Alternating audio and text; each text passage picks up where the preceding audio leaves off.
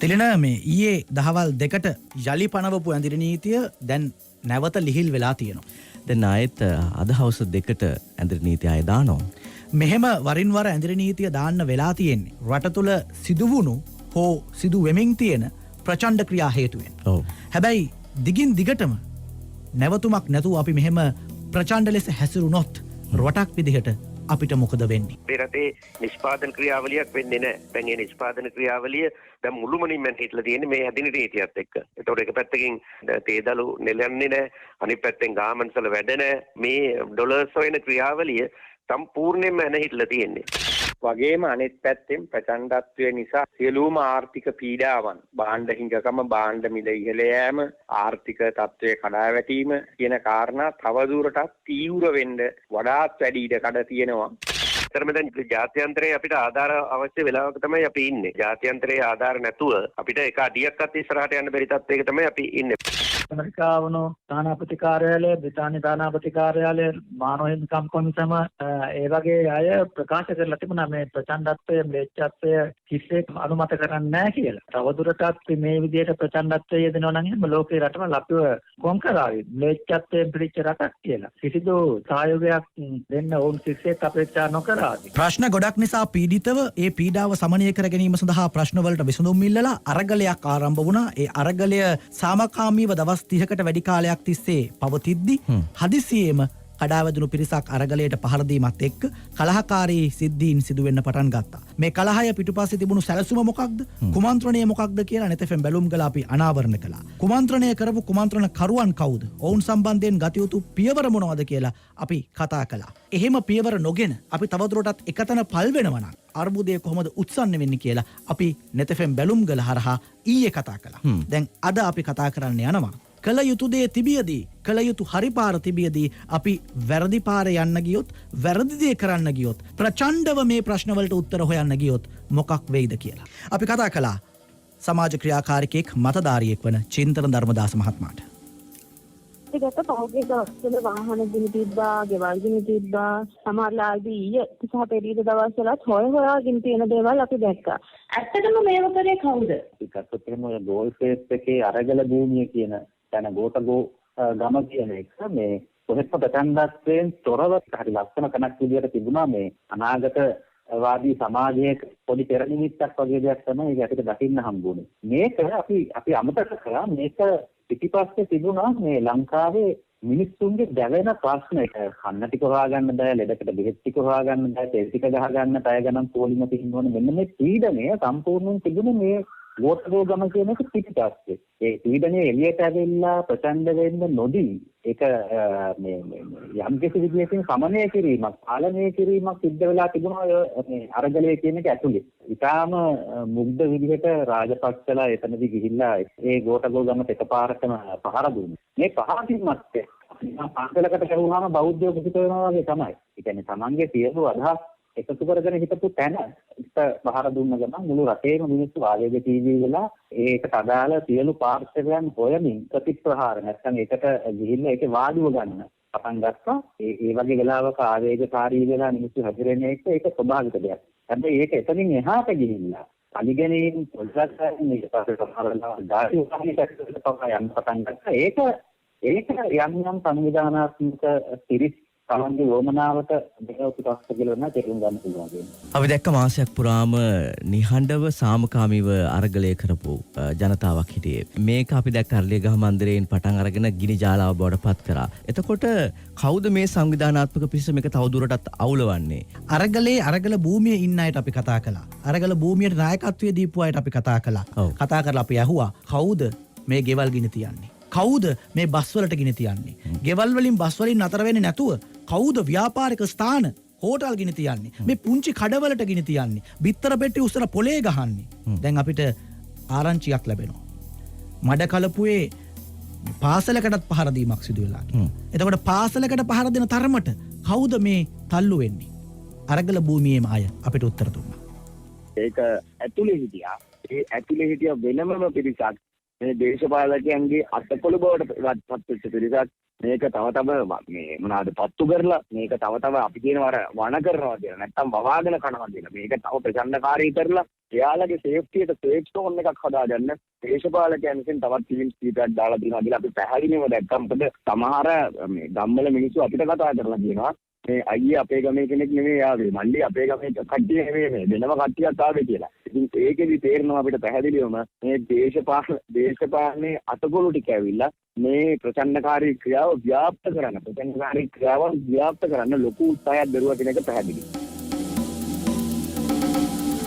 දැන් ඔන්න පහුගිය දින කිහිපේම අපි නැවත ඔබට පෙන්වා දුන්නාසේ ඔබ සවිඥානික විය යුතු තැන. මෙවෙලේ රට ගිනි තියන්නේ වෙනසක් ඉල්ලන අරගලකරුවන් නෙවෙයි. වෙනස් විය යුතුයි වෙනස් විය යුතු මග මේකයි කියලා පෙන්වා දෙන අරගලකරුවන් නෙවෙයි. ඒ අරගලකරුවන් මතින් නැගිටින්න උත්සාහ කරන අරගලය වෙන පාරක ගෙනියන්න උත්සාහ කරන අරගලය දියාරු කරන්න උත්සාහ කරන දේශපාලන අතකොළු. එහෙම නැත්නම් වෙනත් පෞද්ගලික උවමනාවන් ඉටු කරගන්න උත්සාහ කරන අය ඔබ එහෙම කෙනෙක්ගේ රූකඩයක් වෙනවද? එහෙම නැත්නම් ඔබ හිටගන්නේ අරගලයත් එක්කද? අරගල කරුවන් එක්කද? ඔබ හිටගන්නේ ඔබේ ප්‍රශ්න වලට විසඳුම් වෙනුවෙන්ද? එහෙමනම් තවදුරටත් ඔබට අයිතියක් නැහැ. පොල්ලක් අරන් ගිහින් කාට හරි ගහන්න ගයක් ගිනි තියන්න බස් එකක් ගිනි තියන්න. ඔව් මොකද මේ වෙලාවේ සාමකාමීව අරගල කරන හැම කෙනෙකුම මේ ප්‍රචණ්ඩත්වයට විරුද්ධ විය යුතුයි. අපි දකිනවා ඒ අය විරුද්ධ වෙනවා. තවදුරටත් අපි විරුද්ධ විය යුතුයි ප්‍රචණ්ඩත්වයෙන් තොරව සාමකාමීව මේ අරගලය කරගෙන යන්න. සහ තවත් පිරිසක් ඉන්න පුළුවන්. තිරින මේ වෙලේ අර අවබෝධයක් නොමැතිකම නිසා බොරදියේ මාළු බාන්න හිතෙන නේද? කවුරු හරි ගයක් ගිනි තියනකොට ඒ ගේ ඇස්සේ තියෙන පුටුවක් හොරෙන් උස්සන් යන්න හිතෙන. එහෙම නැත්නම් ඇඳ හොරෙන් උස්සන් යන්න හිතෙන. ව්‍යාපාරික ස්ථානයකට කවුරු හරි පහර දෙනකොට එතන තියෙන බඩු මුට්ටු ටික අරගෙන යන්න හිතෙන. හැබැයි ඔබටත් අපි වැදගත් මතක් කිරීමක් කරනවා. සොරකම අපේ රටේ නීතියෙන් වරදක්. අරගලය කෙරුණෙත් සොරකමට විරුද්ධව. එතකොට ඔබට සොරකම් කරන්න අයිතියක් නැහැ. සොරාගත්තු භාණ්ඩයක් ලැබුණු ක්‍රමය මේකයි කියලා කියන්න බැරි භාණ්ඩයක් ඔබේ ළඟ තිබුණොත් ඔබව අත්අඩංගුවට ගෙන සිරදඬුවම් නියම කළ හැකි. මේ ඒ පිළිබඳ වැඩිදුරටත් කරන නෛතික පැහැදිලි කිරීම නීතිඥ ජයන්ත දෙහියත්තගේ මහත්මයාගේ. දැන් මේ සොරා ගැනීම කරන්නේ ගෝඨා ගෝගම අරගල භූමියේ අයවත් ඒකද 10 දක්වන අයවත් නොවෙන්න පුළුවන්. ඒක තමයි දැන් මේ රටේ බහුතරයක් ජනතාවට ඇති වෙලා තිබුණා ආකල්පයක් අපේ රටේ മന്ത്രിවරු ජනතා ධනය හොරකම් කරලා තියෙනවා. ඒකට මහ ජනතාවගේ දේවලින් තමයි ඔවුන්ගේ වත්කම් තොරණගාගෙන තිබෙන්නේ. ඒ සම්බන්ධයෙන් දරුණු විවේචනයකුත් තිබුණා. දරුණු විරෝධයකුත් තිබුණා. ඒ විරෝධය පුපුරා දීපු අවස්ථාවක් විදිහට මේක අපිට කියන්න පුළුවන්. නමුත් අපි කිසිසේත්ම අනුමත කරන්නේ නැහැ ඒ දේපල සහ ජීවිත විනාශ කිරීම, ඒ වගේ භාණ්ඩ තොරා ගැනීම. ඉතින් එයාට දෙන්න පණිවිඩය තමයි ඔබ ඔය තොරාගෙන යන යම් භාණ්ඩයක් ඔබේ නිවසේ තබාගෙන හිටියොත් ඒක සොරබඩු ළඟ තබා ගැනීමේ වරදට වැටෙනවා. ඉතින් ඔබව අත්අඩංගුවට ගැනීමේ හැකියාව තිබෙනවා. ඒ නිසා ඒ සොරබඩු ළඟ තබාගෙන ඉන්න අයට ඒ වරන්දි අයට දෙන්න තියෙන පණිවිඩය තමයි ඔබ ඉතාම ඉක්මනින් අත්අඩංගුවට පත්වීමට නියමිතයි. මොකද පොලිසිය එවැනි දේවල් සම්බන්ධයෙන් විමර්ශන කළොත් නිසි පරිදි ඔබ අනිවාර්යෙන් අත්අඩංගුවට ගන්න පත් වෙන්න වෙනවා. ඒක වළක්වීමේ හැකියාවක් නැහැ. සොරකම ලොකු එකක් වුණත් පොඩි එකක් වුණත් ඒක සොරකමක්මයි. අපි දැක්කා සමහරු එම හොරෙන් අරන් ගියපු දේවල් ආපහු ගෙනල්ලා පොලිසියට බාර දෙනවා. ඒක හොඳ පූර්වාදර්ශයක්. අපි එතනින් පටන් ගමු. සහ කවුරු හරි හොරකම් කරන්න උත්සාහ කරනවා නම් ඒක වළක්වමු. ඔව් මොකද දේශපාලඥයන් සොරා කෑවා කියලා තමයි අපි චෝදනා කරේ නේද? එතකොට ඒ සොරා කාපු දේවල් අපිත් හොරකම් කරනවා නන්නේ. එතකොට ලොකු ප්‍රශ්නයක් තියෙනවා. අපිත් සොරු බවට පත් වෙනවා. එහෙම කරන්න බෑ. ඒ නිසා අපි සොරා කාපු දේවල් කොහොමද ආපහු පවර ගන්නෙ? නීත්‍යානුකූලව කොහොමද ඒව ලබා ගන්න කියලා හිතන්න. කෙනෙක්ට ගිනි තියන්න හිතෙන්න පුළුවන්. මෙන්න මෙහෙම දැනුනම මේවා මේ හොරකම් කරලා හම්බ කරපුවා. මේවා මේ අපෙන් හූරගෙන හම්බ කරපුවා. මේ රටේ සම්පත් මේවා භුක්ති විඳින්න මේ අයට අයිතියක් නැහැ. එහෙම හිතලා ගේ ගිනි තියලා දාන්න පුළුවන්. ව්‍යාපාරික ස්ථානයට පහර දෙන්න පුළුවන්. හැබැයි කල යුත්තේ ඒක නෙවෙයි. ඒක හොරකම් කරපු එකක් නම් හොරකම් කරපු දේ අපි පවරගමු. රජයට අයිති කරගමු. රජයට අයිති කරගෙන ඒ හරහා ඒකෙන් වැඩ ගමු. අපිට කතා කළා ශ්‍රී ජයවර්ධනපුර විශ්වවිද්‍යාලයේ ජ්‍යෙෂ්ඨ මහාචාර්ය මයුර සමරකෝන් මහත්මයා. උදාහරණයක් විදිහට ගත්තොත් එහෙම අපිට හිතෙනවා නම් කාගේ හරි දීපලක් අයථා විදියට උපයාගෙන තියෙනවා කියලා අපි මං හිතන්නේ කරන්න ඕනේ ඉතාමත්ම ඉක්මනින් දැන් විශේෂයෙන්ම නීතිඥ සංගමේ වගේ සංගම් ඉතාමත්ම හොඳ ප්‍රගතිශීලී ආකාරයට ඉස්සරහට ඇවිල්ලා තියෙනවා. ඒතකොට ඒගොල්ලොන්ගේ සහයෝගය අරගෙන මේ අයථා දීපල සියල්ලම ওই මුදල් විසුද්ධිකරණ පනත යටතේ වගේ පනත් යටතේ වහාම අපි රජයට පවරා ගන්න ඕනේ. ඉතින් මං හිතන්නේ මේ විනාශයට වැඩිය ඒ වගේ රජයට පවරා ගත්තොත් අපිට කොච්චර රාජ්‍ය ආයතන තියෙනවද දැනටමත් කුලියට පවත්වාගෙන යන කාර්යාල කුලියට පවත්වාගෙන යන ඒ වගේ මොනතරම් දේවල් තියෙනවද නැවතත් ඒ වගේ ගොඩනැගිලි වල ගොඩන ගන්න. ඉතින් ඒක නිසා මම හිතන්නේ එතෙන්ටයි අපි යන්න ඕන මේ නැතුව මේක මේ හරිම ම්ලේච්ඡ සහ ගෝත්‍රීය ක්‍රියාවක් මේ හොඳ වටිනා ගොඩනැගිලි කිනි තැබීම. අරගලය ආරම්භ වුණෙත් අරගලය සිදු කෙරුණෙත් නිර්මාණශීලීව. අපි දැක්කනේ රටේ පාලකයන්ට විසඳුම් හොයාගන්න බැරි ප්‍රශ්නවලට අරගල භූමිය විසඳුම් හොයා දෙන හැටි.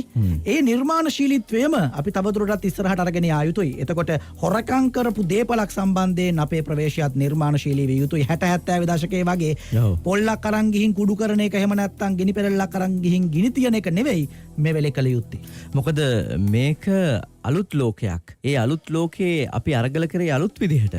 අපි දැක්කනේ පහුගිය කාලේ කෘෂිකර්ම අමාත්‍යාංශය පවත්වාගෙන ගියෙත් කෝටි ගාණක් ගෙවලා පෞද්ගලික මේ බිල්ඩින් එකක. එතකොට ඇයි අපිට පුළුවන් දැන් රාජ්‍ය ආයතන අර මෙතුමා කිව්වා වගේ මේ රාජ්‍ය ආයතන මේ වගේ දේවල් වල පවරගෙන ක්‍රියාත්මක කරනවා. හැබැයි ඒ සඳහා ඒවා විනාශ කිරීම නෙමෙයි කළ යුත්තේ. ඒවා පවරා ගැනීමයි කළ යුත්තේ. අපි කතා කළා නෙතෙෆෙන් බැලුම්ගල විදිහට මේ අරගලයට එල්ල වෙච්ච පහර දීමත් එක්ක ඇති වෙච්ච කලහය ගැන, ඒක පිටිපස්සේ තිබුණු සැලසුම ගැන, කුමන්ත්‍රණය ගැන, කුමන්ත්‍රණ කරුවන් කවුද කියලා අපි රටට හෙළි කළා. ඒ අයට කළ යුත්තේ කුමක්ද? ඒ දේවල් කරන්න තියෙන නීතියේ ඉඩකඩ මොකක්ද කියලා අපි පෙන්වා දුන්නා. එකතැන පල් වෙන්නේ නැතුව අර්බුදය තවත් උත්සන්නන වෙන්න නොදී පාර්ලිමේන්තුව කැඳවන්න විසඳුම් හොයන්න කියලා අපි යෝජනා කළා. අද අපි යථාර්ථය හොයනවා. ඊට පටහැනිව තවදුරටත් ප්‍රචණ්ඩත්වයේ වපුරන්නන් ගැන කවුද මේ ප්‍රචණ්ඩත්වයේ වපුරන්නේ? ඒ ප්‍රචණ්ඩත්වයේ වපුරන්නන් අපි නතර කරන්නේ කොහොමද? නතර නොකළොත් වෙන්නේ මොකක්ද කියලායි අපි අද යථාර්ථය හොයන්නේ. අපිත් එක්ක මේ සංවාදයේදී එකතු වුණා කොළඹ විශ්වවිද්‍යාලයේ ආර්ථික විද්‍යා අධ්‍යයනාංශයේ ජ්‍යෙෂ්ඨ කතිකාචාර්ය ආචාර්ය ප්‍රියංග දුනුසිංහ මහත්මයාත්. දැන් අපේ රටේ ප්‍රශ්න ගොඩක් තියෙනවානේ. ඩොලර් ප්‍රශ්නයක් තියෙනවා, ගෑස් නෑ, තෙල් නෑ, නිෂ්පාදන ක්‍රියාවලිය යන හිටලා මේ රටේ තියෙන ප්‍රශ්න වලට ප්‍රචණ්ඩකාරීත්වයෙන් මේ කියන්නේ උත්තර හොයන්න පුළුවන්ද? ප්‍රචණ්ඩකාරීත්වය තුළින් මේ ප්‍රශ්න විසඳන්න පුළුවන්ද? මම හිතන්නේ ඉතාමත්ම පැහැදිලි ප්‍රචණ්ඩකාරීත්වය තුළ කිසිසේත්ම මේ ගැටලු සඳහා විසඳීම් සෙවිය නොහැකි. වගේම අනෙත් පැත්තෙන් ප්‍රචණ්ඩත්වය නිසා ඇතිවෙන මූලික කාරණාව තමයි මෙම සියලුම ආර්ථික පීඩාවන්, භාණ්ඩ හිඟකම, භාණ්ඩ මිල ඉහළ යෑම, ආර්ථික තත්ත්වයේ කඩාවැටීම කියන කාරණා තවදුරටත් තීව්‍ර වෙන්න වඩාත් වැඩි ඉඩකඩ තියෙනවා. ඒ වගේම මෙම තත්ත්වයන් සම්පූර්ණයෙන්ම පාලනයෙන් බැහැරව විශාල අරාජිකත්වය කරා ගමන් කිරීමට උවත් ඉඩ තියෙනවා. විශේෂයෙන්ම අපි දන්නවා අප්‍රිකානු රටවල් වල මෙවැනි තත්ත්වයන් ඇති වෙලා තියෙනවා. එවැනි තත්ත්වයකට පත්වුවොත් එවැනි තත්ත්වයක් ආපසු හැරවීම මම හිතන්නේ විශාල දුෂ්කරතාවයක් සහිත කාර්යයක්. අපි දන්නවා සමහර රටවල් වල සාම සාධක හමුදාවන් මගින් පාලනය කරන තත්ත්වයක් දක්වා වල්වැදුණු ස්වරූපයක්. කැපවී ජනතා සේවයට බැලුම්ගල. ඒ වගේ වෙලාවක ආවේගකාරී වෙලා මිනිස්සු හැදෙන එක ඒක ස්වභාවික දෙයක්. හැබැයි ඒක එතනින් එහාට ගිහිල්ලා පරිගණයෙන් පොඩ්ඩක් ඊට පස්සේ සමහරවල් ධාතු උපනිෂත්වයට පවා යන්න පටන් ගන්නවා. ඒක යම් සංවිධානාත්මක පිරිස් සමන්දි වමනාවට දෙකව පිටස්ස කියලා තේරුම් ගන්න පුළුවන්. මේක ලංකාවේ ඉතිහාසය තුළ අපේ අවස්ථා කීපයකම මේක තිබුණා. සමහර විට මංකොල්ලකාරයින්ට අවස්ථාව ලැබෙනවා. සමහර විට පුද්ගලික වාද විවාද ඉදිරිවාදකම් තිබිච්ච අයට අවස්ථාව ලැබෙනවා. හොරුන්ට බඩු හොරකම් කිරීමට අවස්ථාව ලැබෙනවා. ඒ වගේ තත්ත්වයක් තමයි අන්තිමට ආවේ. රෝධය වෛරය කියන ඒවා මේ දවස් දෙක තුන තියෙන්න බෑනේ. ඒ විතරක් නෙවෙයි පසුව සාමාන්‍ය ඉන්න ප්‍රාදේශීය සභා මන්ත්‍රීවරුන්, පෙරදුණු ප්‍රාදේශීය සභා මන්ත්‍රීවරුන්ගේ පවා ගෙවල් ගිනි තැබීම් වලට ලක් කරා. තනිකරම ඒවා ම්ලේච්ඡ අන්ත ම්ලේච්ඡ වැඩි. සමහර මේ ගම්වල මිනිස්සු අපිට කතා කරලා කියනවා මේ අයියේ අපේ ගමේ කෙනෙක් නෙමෙයි ආවේ. මල්ලි අපේ ගමේ කට්ටිය නෙමෙයි මේ වෙනම කට්ටියක් ආවේ කියලා. ඉතින් ඒකෙදි තේරෙනවා අපිට පැහැදිලිවම මේ දේශපාලනේ අතකොළු ටික ඇවිල්ලා මේ ප්‍රචණ්ඩකාරී ක්‍රියාව ව්‍යාප්ත කරන්න, ප්‍රචණ්ඩකාරී ක්‍රියාවන් ව්‍යාප්ත කරන්න ලොකු උත්සාහයක් දරුවා කියන එක පැහැදිලි. තිලිනාර මේ කොහොල්ල බබාගේ කතාව අහලා තියෙනවද? ඔව් අහලා තියෙනවා. මතක නෑ මට නම්. දැන් ඒ කොහොල්ල බබාගේ කතාවේදී කොහොල්ල බබෙක් හදනවනේ. ඒක කොහොල්ල බබාට ඇවිල්ලා පහර දෙනවා. ඔව්. දකුණු අතින් පහර දෙනවා, දකුණු අත ඇලෙනවා. වම් අතින් පහර දෙනවා, වම් අත ඇලෙනවා. දකුණු කකුලෙන් පහර දෙනවා, දකුණු කකුල ඇලෙනවා. වම් කකුලෙන් පහර දෙනවා, වම් කකුල ඇලෙනවා. අන්තිමට ඔළුවෙන් පහර දෙනවා, ඔළුවත් ඇලෙනවා. දැන් කොහොල්ල බබාගේ ඇලිලා අතපය මුකුත් හොලව ගන්න බෑ. එහෙම ඉතින් ඉන්නවා. ඔහොම වැඩක් තමයි මේ වෙන්නේ. ඔව්. මෙතන ප්‍රචණ්ඩත්වයේ නමින් කොහොල්ල බබෙක් හදලා. ඔව්. මේක හදලා තියෙන්නේ පෞද්ගලික වමනාවන් ඉටු කරන්න ඕනේ කරන අය. එහෙම නැත්තම් අරගලය වෙන පාරක ගෙනියන්න ඕනේ කරන අය. රට තවත් වලපල්ලට තල්ලු කරලා හරි තමන්ගේ මඩිය තර කරගන්න හිතන අය. එතකොට අපි අහිංසක හාවු. අපි ගිහිල්ලා අර කොහොල්ල බබාට පහර දෙන්න පටන් ගත්තොත් අපි ඒ කොහොල්ල බබාගේ ඇලෙනවා. ප්‍රචණ්ඩත්වයේ ඇලෙනවා. රොටක් විදිහට අපිට අතපය හොල්ල ගන්න බැරුව හිර වෙන්න සිද්ධ වෙනවා. මෙතන ඉන්න පුළුවන් මේ අපි දන්නවා චෝදනාව එල්ල වුණා බොහෝ දිනෙකට මේ රටේ සම්පත් හොරා කෑව කියලා. එතකොට මේක තනියම දේශපාලඥ විතරක් කරන්න පුළුවන් දෙයක් නෙවෙයි. මේක ඇතුළේ නිලධාරීන් ඉන්න පුළුවන්. මේක ඇතුළේ ව්‍යාපාරිකයන් ඉන්න පුළුවන්. මේක ඇතුළේ සාමාන්‍ය සිවිල් විදිහට ඉන්න අයත් ඉන්න පුළුවන්. එතකොට ඒ සොරාකාපු සොරමුලට සම්බන්ධ ජාලයක් නේ තියෙන්නේ. එතකොට ඒ අයට දැන් බයක් ඇති වෙලා තියෙන්න පුළුවන්. ඒගොල්ලන්ට ඊළඟට මොකද්ද ඇති වෙන්න තියෙන තත්ත්වය කියලා. ඒ නිසා මේක ප්‍රචණ්ඩත්වයකට ගෙනියනවා වෙන්න පුළුවන්. මේක අපි බුද්ධියෙන් වටහා ගන්න ඕන. එහෙම වටහාගෙන මේ සොරමුලට ඉඩ දෙන කිසිම ක්‍රියාවකට ඔබ එකතු වෙන්න එපා. ඒ නිසා පොළු අතට ගන්න එපා. තවදුරටත් වෛරය පතුරවන්න උත්සාහ කරන්න එපා. තවදුරටත් ක්‍රෝධය පතුරවන්න උත්සාහ කරන්න එපා. ඒ වෙනුවට හැබැයි අපිට පුළුවන් නිර්ප්‍රචණ්ඩත්වයෙන් අවිහිංසාවාදයෙන් අරගල දිනන්න. ඒ සම්බන්ධයෙන් ලෝකේ ඕනෑ තරම් උදාහරණ තියෙනවා. මේ චින්තන ධර්මදාස මහත්මයා ලෝකෙ මේ වෙද්දී ඔප්පු වෙලා තියෙන දෙයක් තමයි නිර්ප්‍රචණ්ඩ නැත්නම් සාමකාමී අරගල කියලා කියන එක. තමයි වඩාත් කාර්යක්ෂම සහ විශාල රෙජිමියන් පෙරලන්න පුළුවන් මාර්ගයක් විදිහට. මොකද අපි ගත්තොත් එහෙම මොනවා හරි ෆයිට් එකක් කරන්නේ මේ රජයකට විරුද්ධවනේ. රජයක් කියලා කියන්නේ හමුදාව ආයුධ මේ සියල්ල තියෙන දැවැන්ත ආයතන ගොඩක්. එතකොට ඒකට විරුද්ධව අපි ප්‍රචණ්ඩත්වයෙන් යනවා කියලා කියන්නේ ප්‍රචණ්ඩත්වයේ අපිට වඩා ඒ ග්‍රවුන්ඩ් එකේ ප්ලේ කරන්න පුළුවන් ඒ රෙජිම් එකකට හරි බලයේ හිමි ආණ්ඩුවකට හරි මොකක් හරි පාර්ශවයකට. ඉතින් මෙතනදී අර ජීන් ෂාප් කියන එක්කෙනාගේ ප්‍රසිද්ධ පොතක් තියෙනවා from dictatorship to democracy කියලා. ඒකෙදි එයා පැහැදිලිව විස්තර කරනවා කොහොමද ප්‍රචණ්ඩත්වයට නොගිහින් ඒ නිර්ප්‍රචණ්ඩ අරගලයක් වෙතින් ඉතාම සාර්ථකව අපි කියන ඒකාධිපති ක්‍රමයක් තුනක් පෙරලන්න පුළුවන් විදිහ ගැන. අපි අලිත් අවිහිංසාවාදයේ පාර තෝරා ගත යුතුයි. අපි ආදරයත් එක්ක අරගලය කළේ. අපි අලිත් ඒ ආදරයේ පාර තෝරා ගත යුතුයි. එහෙම කළොත් විතරයි අපේ මුල් අරමුණු සඵල කරගන්න පුළුවන් වෙන්නේ. ඔව් මොකද වැරදි තීන්දුව తీරන ගත්ත කොච්චර පිරිසකට මේ නිදහසේ කරපු සාමකාමී අරගලයෙන් බලපෑමක් වුණාද කියන එක අපි අමුතුවෙන් පැහැදිලි කරලා දෙන්න ඕනේ. විශාල ජයග්‍රහණ මේ අරගල කරුවන් ලබා ගත්තා සාමකාමීව අරගල කරලා. සහ ඒ ලැබුණු ජයග්‍රහණ පිළිගන්න අපි සමත් විය යුතුයි. දැන් අලුතෙන් අග්‍රාමාත්‍යවරයෙක් පත් වී ලැබ තිබෙනවා. අපි දන්නේ නැහැ ඔහු කොයි දිශාවකට රට ගෙන යන්න උත්සාහ කරාවිද කියලා. හැබැයි ඔහු පිළිබඳ යම් විවේචනත් සමහරෙකුගේ තියෙනවා. නමුත් දැන් අපි උත්සාහ කළ යුතුයි අතරමැද තැනකට එන්න, කොතෙන්ට හෝ තැනකට එන්න, ඇවිල්ලා රට ඊළඟ පියවරට අරගෙන යන්න. එහෙම නැති වුණොත් අපි රටක් විදිහට තව තවත් මේ ගොහරුවේ එරෙනවා. අපි දන්නවා අපි ඉන්න තැනත් එක්ක දැන් අපිට ජාත්‍යන්තරයේ සහාය ඕනෙම කරලා තියෙන්නේ. ජාත්‍යන්තරයේ සහාය නැතිව අපිට ඊළඟ පියවර තියාගන්න බැරි වෙලා තියෙන්නේ. එහෙම වුණේ ඇයි කියන එක වෙනම විශ්ලේෂණය කරගත යුතුයි. ඒ වරදකරුවන් හොයලා ඒ අයට දඬුවම් දිය යුතුයි. ඔව් මෙතනින් එහාට කවුරු රට පාලනය කරත් ඒගොල්ලෝ හරි තීන්දුව ගත්තේ නැත්නම් සාමකාමීව ඊට එරෙහි විය යුතුයි. ඒක තමයි අපි කරන්න ඕන. එහෙම නැතුව අපි දැන් මේක කඩාකප්පල් කරලා මේක විනාශ කරලා දාගන්න අපිට වෙලාවක් නැහැ. එක පැයක් අපිට නාස්ති කරන්න බෑ දැන්. අරගලය නතර නොවිය යුතුයි. අරගලය ඉදිරියට යා යුතුයි. කරවන අය හරි පාරේ ගෙනියන්න අරගලය ඕනෑමයි. හැබැයි ඒ අරගලය සාමකාමී විය යුතුයි. ආදරයෙන් පිරුණු එකක් විය යුතුයි. අවිහිංසාවාදී එකක් විය යුතුයි. එහෙම නැතුව තවදුරටත් අපි කැති මන්න පොළු එක්ක නම් මේ ගමන යන්න හදන්නේ අර ඕනෙම කරන ජාත්‍යන්තරේ සහාය අපිට අහිමි වෙනවා. මේ කොළඹ විශ්වවිද්‍යාලයේ ආර්ථික විද්‍යා අධ්‍යනාංශයේ ජ්‍යෙෂ්ඨ කතිකාචාර්ය ආචාර්ය ප්‍රියංග දුනුසිංහ මහත්මයා.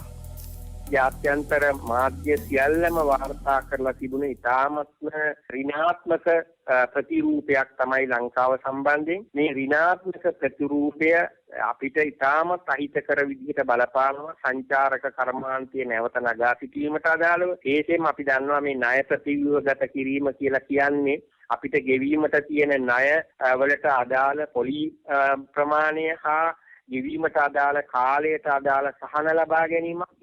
එවැනි ආකාරයේ අපි කියන ජාත්‍යන්තරේ දිනා ගැනීමට අපිට හැකි වෙන්නේ නැහැ. අපි එක්තරා මට්ටමකට මිලෙච්ඡත්වය රජ කරන සමාජයක් කියන ප්‍රතිරූපයේ ජාත්‍යන්තරයට ගෙන යාම හරහා ජාත්‍යන්තරයට අපි ගෙනියන්නේ මේක මිලෙච්ඡත්වය රජ කරන සමාජයක්, මනුස්සත්වය ගරු නොකරන සමාජයක්. එවැනි සමාජයකට කිසිවෙක් ඉදිරිපත් වෙන්නේ නැහැ.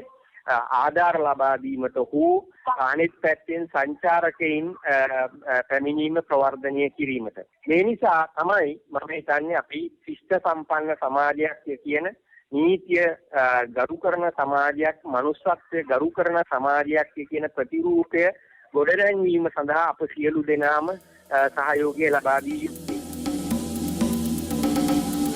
ප්‍රචණ්ඩත්වය අනුමත නොකරන බව, ප්‍රචණ්ඩත්වයට එක්ක ඉදිරියට ගියොත් ශ්‍රී ලංකාව කෙරෙහි සිය සහාය ලබා නොදෙන බව ජාත්‍යන්තරයෙන් දැනටමත් ප්‍රකාශ වෙලා තියෙනවා. විශ්‍රාමික මහාචාර්ය ආචාර්ය මාපාත් තිලකරත්න මහත්මයාත් ඒ ගැන සිහිපත් කළා. දැන් ජාත්‍යන්තරය තුල පසුගිය කාල පරිච්ඡේදය තුල අපි පිළිබඳව ඇතිවෙච්ච ආකල්ප සමහර රටවල්වලින් ප්‍රකාශ කරලා තිබුණා. ඇමරිකාවුණු තානාපති කාර්යාලය, බ්‍රිතාන්‍ය තානාපති කාර්යාලය, මානව හිමිකම් කොමිසම ඒ වගේ අය ප්‍රකාශ කරලා තිබුණා මේ ප්‍රචණ්ඩත්වය, ම්ලේච්ඡත්වය කිසිසේත් අනුමත කරන්නේ නැහැ කියලා. ඉතින් ඒ නිසා අපිට තවදුරටත් අපි මේ විදිහට ප්‍රචණ්ඩත්වය යෙදෙනවා නම් එහෙම ලෝකේ රටවල් අපිව කොම් කරાવી ම්ලේච්ඡත්වයෙන් පිළිච්ච රටක් කියලා. කිසිදු ජාත්‍යන්තර සහයෝගයක් දෙන්න ඕන් කිසිසේත් අපේක්ෂා නොකරාවි. ඒක තමයි භයානකම දේ. මොකද මේ වෙනකොට අපි බොහෝ රටවල් වලින් විදේශ ණය සහ ආධාර ලබාගෙන තියෙනවා මේ පවතින තත්වයට. ඉන්ධන පිළිබඳව ප්‍රශ්නයක් තියෙනවා, ගෑස් පිළිබඳව ප්‍රශ්නයක් තියෙනවා, ගොඩනැගිලි ද්‍රව්‍ය පිළිබඳව ප්‍රශ්නයක් තියෙනවා, ආහාර ද්‍රව්‍ය පිළිබඳව ප්‍රශ්නයක් තියෙනවා, ඖෂධ වර්ග පිළිබඳව ප්‍රශ්නයක් තියෙනවා. මේවා निराකරණය කරගන්න වරින් වර අපි මේ පසුගිය කාල පරිච්ඡේදය තුළ විදේශ වලින් ආධාර සහ ණය ලබා ගත්තා. තවදුරටත් මම හිතන්නේ මේ දේශපාලන අස්ථාවරයක් ප්‍රවතුනොත් කිසිසේත් විදේශ රටවල් අපිට උදව් කරයි කියන කාරණය පිළිබඳව සැකසහිතයි. ජාත්‍යන්තරයේ සහාය අහිමි වෙනවා විතරක් නෙමෙයි තිලින. අපි දිගින් දිගටම ප්‍රශ්න වලට උත්තර හොයන්න උත්සාහ කරන්නේ ප්‍රචණ්ඩත්වයෙන් නම් රට ඇතුලේ අපේ නිෂ්පාදන ක්‍රියාවලියත් නතර වෙනවා. අපේ එදිනෙදා කටයුතු සියල්ල නතර වෙනවා. දැන් ගමන් බිමන් යන්න බස් නැහැනේ. දැන් කෝච්චි දුවන්නේ අඩු වෙන්නේ. එතකොට තෙල් නැතුව ගෑස් නැතුව කොහොමත් අපේ කර්මාන්ත ශාලා එන හිටලා තිබ්බනේ. දැන් ඒක තවදුරටත් එන හිටිනවනේ වැඩට එන්න බැරි නිසා මිනිස්සුන්ට. ඇයි මේ ප්‍රචණ්ඩත්වයේ පාලනය කරන්න ඇඳිරි නීතික දාන්න වෙලානේ. පැය කීපයනේ රට ඇරලා තියෙන්නේ. අපි අපේ වගකීම ඉටු කළ යුතුයි. අපි ප්‍රචණ්ඩත්වයට තල්ලු නොවී සිටිය යුතුයි. අපි අපේ විරෝධයක් තිබේ නම් ඒ විරෝධය සාමකාමීව ප්‍රකාශ කළ යුතුයි. එහෙම නැතුව ප්‍රචණ්ඩත්වයේම අපි වැළඳගත්තොත් මෙහෙම ඇඳිරි නීතියද දා රට වහගෙන ඉන්න වෙයි. එතකොට අර ජාත්‍යන්තර සහාය අහිමි වෙනවා වගේම රට ඇතුලේ අපේ දෛනික කටයුතු, දෛනික කාර්යාවලියනොත් නතර වෙයි. මේ ජ්‍යෙෂ්ඨ මහාචාර්ය මයුර සමරකෝන් මහත්මයා. මේ රටේ නිෂ්පාදන ක්‍රියාවලියක් වෙන්නේ නැහැ. දැන් මේ නිෂ්පාදන ක්‍රියාවලිය දැන් මුළුමනින්ම හිටලා තියෙන්නේ මේ හැදින නීතියත් එක්ක. ඒතකොට එක පැත්තකින් තේදලු නෙලන්නේ නැහැ. අනිත් පැත්තෙන් ගාමන්ස් වල වැඩ නැහැ. මේ ඩොලර්ස් හොයන ක්‍රියාවලිය සම්පූර්ණයෙන්ම එන හිටලා තියෙන්නේ. ඉතින් ඒක නිසා අපි මෙවැනි දේවල් වල නියුක්ත වෙමින් තවත් මේ අපි මේ බංකොලොත් රටක් බවට පත් වෙනවද කියන එක පිළිබඳව හැම කෙනෙක්ම තීරණය කරන්න ඕන. මේ වෙලාවේ අපේ තේකොළ ටික ඉස්සරහට යන එක නවත්තලා ඒගොල්ලොන්ගේ තේකොළ මාකට් කරගන්න වෙනත් රටවල් බලාගෙන ඉන්නවා. ඉතින් ඒක නිසා දැන් අපි එක්ස්ප්‍රියා නෙවෙයි. දැන් මූලික වශයෙන්ම මිනිස්සු ඉල්ලූ ප්‍රජාතන්ත්‍රවාදී නිදහස ලැබිලා තියෙනවා. ඉතින් ඒක නිසා දැන් මම හිතන්නේ ජනතාවම එකතු වෙන්න ඕනේ දැන් රටට ගොඩනගීමේ ක්‍රියාවලියට. ඒක සඳහා විශේෂයෙන්ම දේශපාලඥයින් උදව් කළා වඩාත් යහපත් ආකාරයට යහපත් දේශපාලන සංස්කෘතියක් ඇති කිරීම සඳහා උදව් කළ යුතු කාලය ඇවිල්ලා. ප්‍රශ්නවලට උත්තර හොයන්න වගකිවියුත්තන්ට බල කරපු. වගකිවියුත්තන්ව තල්ලු කරපු. ප්‍රශ්නවලට උත්තර නොදී පැනලා යන්න බැරි තැනකට වගකිවියුත්තන්ව හිර කරපු. අරගල භූමිය. අරගල භූමියේ හිටපු සක්‍රීය අරගල කලවණුත් දැන් රටෙන් ඉල්ලා සිටින්නේ මේක. අරගලය නතර නොවේවි. අරගලයේ ඉදිරියට යාවි. හැබැයි අපි අරගලය කරමු සාමකාමීව. එහෙම නැතුව කැතිමන්න පොළු තවදුරටත් අත දරන්න එපා. මේ ඩිලාන් සේනානායක. එදා මේ භූමියේ ඉද්දී භූමියට ආපු ප්‍රහාරයක් නවත්තන්න උත්සාහ කළා මිසක අපි ප්‍රචණ්ඩත්වයේ පතුරන්න හෝ ප්‍රචණ්ඩත්වයේ ඇති කරන්න කිසිම උත්සාහයක් දරුවේ නැහැ. ඒක තමයි මූලික වශයෙන්ම කියන්න ඕනේ. හැබැයි එක දෙයක් තියෙනවා. මොකද මෙතෙන්ට පහර දෙනවා දැක්ක අම්බල මිනිස්සු, නගරවල මිනිස්සු, කොළඹවට මිනිස්සු ආවේගයක් ඇති වුණා. මොකද මෙතෙන්ට පහර දෙන විදිය දැකලා මෙතෙන්ට අමානුෂික විදියට කරා අනාවැදිලා කරපු දේවල් දැකලා මේ ආවේගය අපිට නවත්තන්න බෑ කියනවා. හැබැයි පළවෙනි ආවේගයෙන් පස්සේ ඒක දිගින් දිගටම කරන් යනවා නම් ඒක තමන්ගේ පෞද්ගලික වාසි තකා කරන දේවල් මිසක වෙන කිසිම දෙයක් නෙමෙයි. අනික මිනිස්සු තේරුම් ගන්න ඕනේ, ගම්බල මිනිස්සු තේරුම් ගන්න ඕනේ, නගරවල ඉන්න මිනිස්සු තේරුම් ගන්න ඕනේ අපි මේ කඩාබිඳ දාන්නේ අපේම දේපල, අපේම සම්පත්, අපේම දේවල් මේ අපි විනාශ කරගන්නේ කියලා. මොකද දැන් අපි දැක්කා හෝටල් ජීවිතයකට පාර දීලා තියෙනවා. හරි. මොනවා හරි දේශපාලන සම්බන්ධකම් හරි මොනවා හරි දෙයක් තිබ්බ දිනකොට නමුත් අපි ඒ විනාශ කරන්නේ අපේම සම්පත්. කැපවි ජනතා සේවයට බැලුම්ගල හොරකමට දූෂණයට විරුද්ධව තමයි මේ අරගලය ආරම්භ වුණේ. එහෙම හොරකමට දූෂණයට විරුද්ධ වෙලා පටන් ගත්ත අරගලයේදී අපි දැක්ක ඇතැම් සාමාන්‍ය ජනතාව කිරිටින තැන් වලට ගිහිල්ලා ඒවා තියෙන බඩු භාණ්ඩ ආදී හොරකම් කරන් යන ආකාරය දැක්කා. එහෙම හොරකමට විරුද්ධව දූෂණයට විරුද්ධව පටන් ගත්ත අරගලකරුවන්ට පුළුවන් ද හොරකම දූෂණය කරන්න? ඒක මේ කොහෙත්ම අනුමත කරන්න පුළුවන් පත්‍යක් නෙමෙයි. අපි දන්නවනේ අපි කොච්චර අරගලය කියලා කිව්වත් මේ ලංකාවේ එක කාලෙක ඒක ජාතිවාදය කලකරපු පොළොවක්. අර අපි දර්ගා නගරයේ වගේ තැන්වලට ගිහිල්ලා මුස්ලිම් මිනිසුන්ට පහර දීපු රටක් මේක. ඒ දේවල් වලට පාස්කු කියලා බෝම්බ පුපුරවපු රටක් මේක. එතකොට මේ වගේ රටක අරගලයක් කියන එක මේ අපි දැන් මාසයක විතර අරගලයකින් සියල්ල කනපිට ගහන්නේ නැහැ. එතකොට ආවේගයන් පිටිලා එනකොට ඒක හැම දිශාවකටම යනවා. මම කියන්නේ හරියටම ඒ රෝටගෝ ගම් කියන එක වේල්ලක් වගේ. ඒ වේල්ල තමයි අර සියල්ල ඒ දරාගෙන හිටියේ. ඒ වේල්ල කඩපු ගමන් ඒ සියල්ලම පුපුරලා අපි කැමැති අකමැති තැන් වලින් පිටාර ගලන්න ගත්තා කියලා තමයි මම හිතන්නේ. හැබැයි ඊටම හොඳ තත්ත්වයකුත් තියෙනවා. දැන් නීගමිය වගේ සිද්ධ වෙච්ච දේවල්, ඒ කියන්නේ හොරකම් කරපු බඩු නැවත ගෙනල්ලා බාර දීමේ ප්‍රවණතාවයකුත් ඇවිල්ලා තියෙනවා. ඒ කියන්නේ යම් කිසි විදිහක හෘද සාක්ෂියක් ඇති කරන්න පුළුවන්කමක් මේ අරගලය ඇතුලෙන් පුළුවන් වෙලා තියෙනවා කියලා අපිට පිළිගන්න ඕනේ. හොරුන් එපා කියපු අපිට, හොරකම එපා කියපු අපිට, හොරකමට එරෙහිව හොරුන්ට එරෙහිව අරගල කර අපිට දැන් බෑ හොරකම් කරන්න.